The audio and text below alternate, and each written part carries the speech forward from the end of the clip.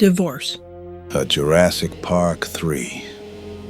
Very short story. After Eric rescues Dr. Alan Grant from the Velociraptors. So did I really hear you right? You said my father and mother are both here, together. Together? Are they, trying to tear each other apart? No. They seem like a normal married couple. Some bickering, but that's about all I noticed. Huh. Eric, talk to me. We're gonna need each other's help to get off this island. If there's a problem, you need to tell me. No. It's nothing serious. Just, look, my mom and dad are divorced. And it ended on pretty bad terms. They were screaming at each other last time I saw them together. I see. Life made so much more sense when they were married. I don't get it. When people get married, don't they say, "Till death do we part"?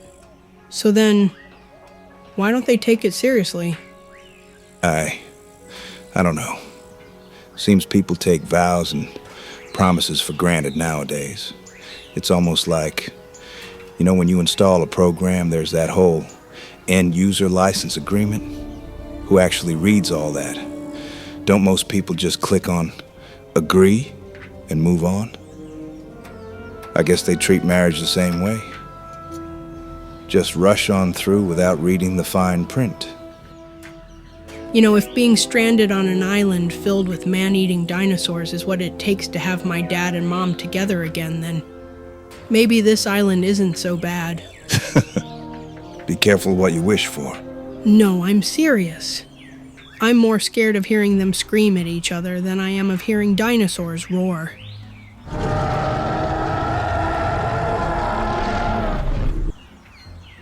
I don't know if it would make you feel better, but my experience with my family wasn't much better. What do you mean? I don't think it's worth talking about. Hey, you know all about my family's dirty laundry. Now it's your turn. Besides, it's good to get these things off your chest. Maybe you have a point. All right, there's not much to tell. Just that, in the suburbs where I grew up, in the 60s, my family was the first to be divorced. And let's just say the neighborhood didn't take too kindly to me, being the child of a divorced couple. What happened? Well, it was nothing too serious. Just the usual case of kids being horrible to each other. Insults, throwing rocks, vandalism, writing messages on the walls of my house, mean looks from the adults. None of that happened to me. Actually, nobody really cared. It was common. Yeah. Well, the 60s was a different time. Divorce wasn't really all over the place at that time. How do you think it affected you? I never thought about it much. But now that you bring it up, I guess it had a bigger impact on me than I thought. I didn't really understand much about marriage, family, child rearing, anything. I responded with hostility against a hostile world. I wasn't really defending my family, as there was nothing to defend. More like I was defending my own worth as a human being. How do you mean? Well, it was almost like being the child of divorce. The people at that time looked at me like I was cursed, as if I touched anyone, they would also be tainted by the curse of divorce, and they would never have a good life. It was a more conservative time back then. I was angry and resentful at the world. Maybe in a way, the anger I had for the world made me ignore any of the pain associated with losing my parents and losing that stability. Sounds rough. Nah, it wasn't that bad. But I wonder, how did my parents' divorce really affect me? Well, I stayed away from relationships with people. I hated children. I hated the idea of being around kids and having to look after them.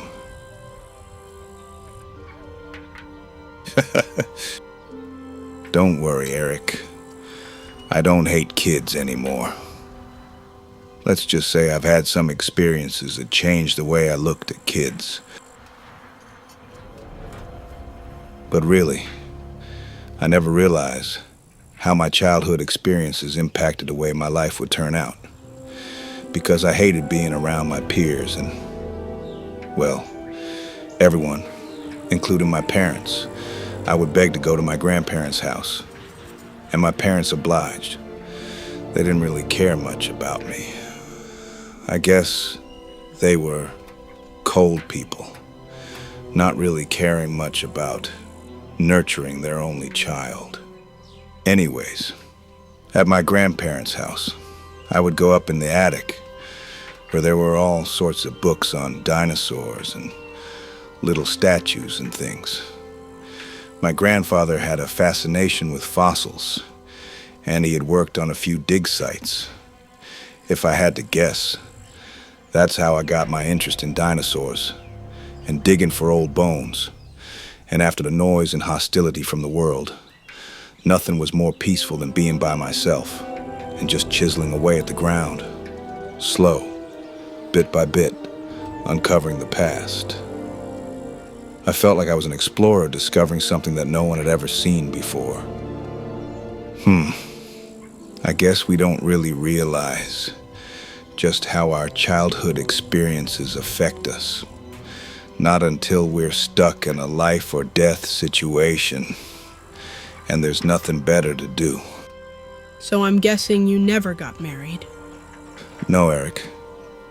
I've always stayed away from that. I've never understood that world. No. The world of fossils, dig sites, dust, chisels. That's the world that drew me in. Maybe you could say that I ran away from the present and into the past. Do you wish things could have gone differently? Good question. Yeah, I do wonder how things could have gone differently. I mean, I don't hate the way my life turned out, current situation notwithstanding. I enjoy digging. I enjoy writing books. I enjoy uncovering the past. I've been praised for my accomplishments. But I wonder, what if I had a father and mother who loved me? What if I didn't just run away from society and become a recluse? What if well, let's just say there was a special lady in my life at one point, but I was too much of a bonehead to make a move. I let that chance slip by.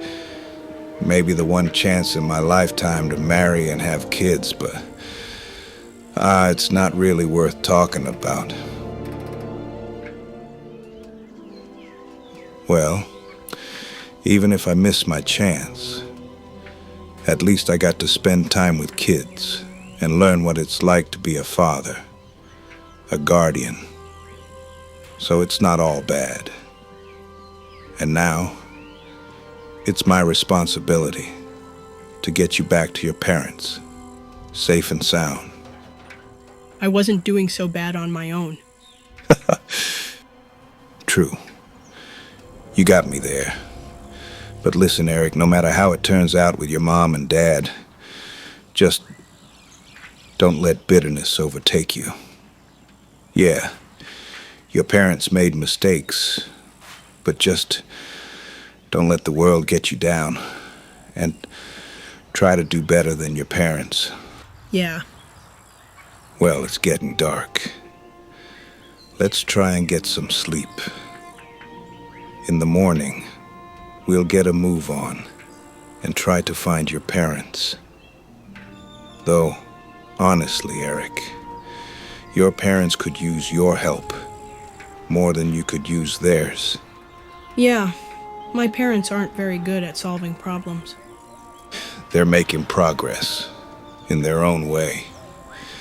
Maybe getting stuck on an island with giant flesh-eating lizards is better than any marriage counseling.